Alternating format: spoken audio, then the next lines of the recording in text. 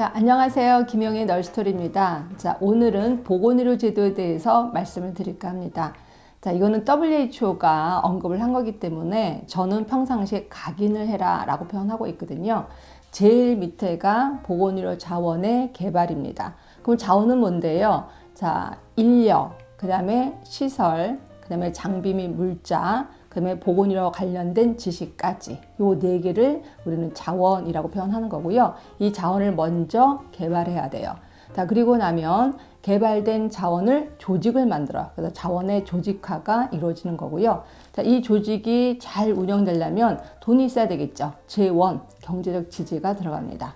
그리고 돈이 있으면 그 다음에 이제 행정, 관리가 있어야 되겠죠. 그래서 양사이드로 재원, 관리가 들어가는 거고요. 그리고 나면 보건의료 서비스를 전달하게 되는 거죠. 자, 이렇게 보건의료 제도가 만들어지면 이 제도를 국민들한테 전달할 때 보건의료 서비스 전달 체계라는 걸 만들게 됩니다. 자, 그래서 오늘은 존 플라이가 제시한 보건의료 서비스 전달 체계를 말씀드릴까 하는데요. 자, 이분은 크게 세 가지를 제시했어요. 하나가 자유방위형, 또 하나가 사회보장형, 또 하나가 사회주의형.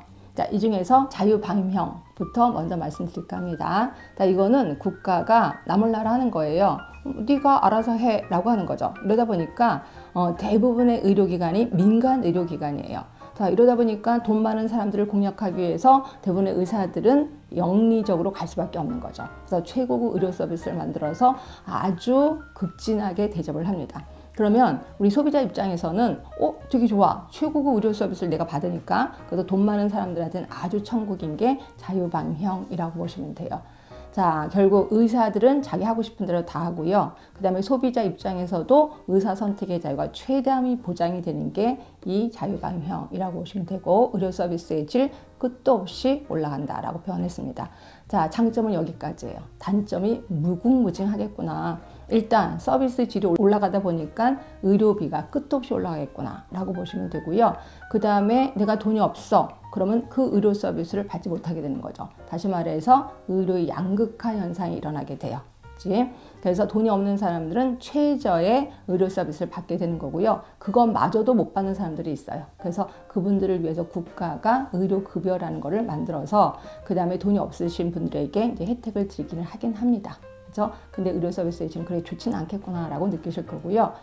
자, 그 다음에 자원의 비효율적 활용이 일어납니다. 그러니까 의사들끼리도 경쟁을 하게 되잖아요. 이랬을 때 경쟁에서 떨어진 의사들은 굶을 수밖에 없어요. 그래서 자원의 비효율적인 활용 현상이 좀 일어나게 되는 거고요. 느끼셨겠지만 과잉 진료, 의료 남용 일어나게 됩니다. 그리고 민간 의료기관 힘이 세지게 돼요. 근데 국가가 관여를 못하게 되는 거죠. 결국 건강 책임은 본인에게 있다라는 단점이 생기게 되는 겁니다.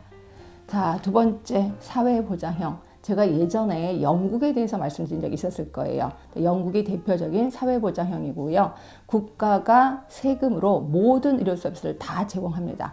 자, 이러다 보니까 모든 국민, 다시 말해서 뭐 대도시에 있는 국민이든 시골에 있는 국민이든 똑같은 의료 서비스를 받게 되는 거죠. 이거를 우리는 의료의 지역화 또는 의료의 배급화 현상이 일어난다라고 보는 거고요. 이거는 장점에 해당이 됩니다. 그런데 여기서도 단점이 있습니다. 단점은 뭐냐면 아까 제가 모든 의료 서비스를 국가가 다 기획을 하잖아요. 이러다 보니까 자원은 효율적으로 활용하게 돼요. 근데 모든 병원을 국가가 다 갖고 있다 보니까 조직이 굉장히 커져요. 그러면 뭐 생각하시면 돼요? 관료제 생각 나셔야 되겠죠.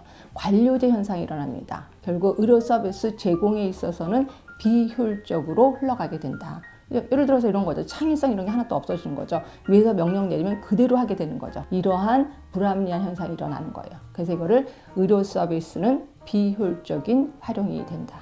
다시 한번 착각하시면 안 돼요. 자원에 있어서는 효율적 활용이에요. 근데 보건의료 서비스 전달에 있어서는 비효율적으로 흘러가게 된다. 이걸 좀 정확히 구분해서 외우셔야 됩니다. 자, 그리고 일단 의사들이 인센티브가 없어요. 이러다 보니까 동기유발이 안 됩니다. 그래서 굳이 열심히 일할 필요가 없게 되는 거죠. 그래서 의료 서비스의 질은 좀 떨어지겠구나 라고 생각하시면 되고요. 또 국민 입장에서는 의사 선택의 자유가 별로 없습니다. 그래서 이 의사한테 내 이름이 등록되어 있으면 이 의사한테만 내가 진료를 받아야 돼. 그래서 선택의 자유가 좀 없겠구나라는 걸 보시면 되고요. 자, 이러다 보니까 돈 많은 사람들이 너무 좀 화가 나는 거야. 나 돈도 많거든. 서비스 좀 최고급 의료 서비스 하고 싶은데 맨날 국가에서 해주는 서비스가 맨날 그 모양이야. 그래서 이 돈 많은 사람들의 욕구를 충족시키기 위해서 민간 보험회사가 되게 많아지는 거죠. 그래서 그분들에게 최고급 의료 서비스를 전달하려고 노력을 하게 된다라고 보시면 되고, 이런 것들은 일종의 단점이라고 생각하시면 됩니다. 자, 그 다음에 세 번째는 사회주의형. 자, 사회주의형은 북한을 생각하시면 돼요. 자, 북한 같은 경우는 국가가 모든 걸 다 해줍니다. 그래서 모두 무료라면서요.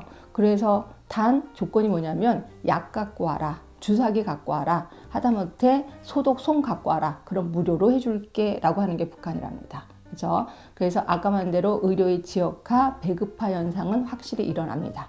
그리고 모든 국민은 똑같은 의료 서비스를 받을 수 있는 반면, 단점은 의료 서비스의 질은 끝도 없이 떨어지겠구나 생각하시면 되고, 그 다음에 의사 선택의 자유가 전혀 없습니다. 아까 사회보장형에 비해서 의사 선택의 자유가 전혀 없다라고 생각하시면 되고요. 오늘은 존 플라이가 제시한 보건의료 서비스 전달체계에 대해서 말씀드렸습니다. 도움이 되셨다면 좋아요, 구독, 알람 설정 부탁드리겠습니다.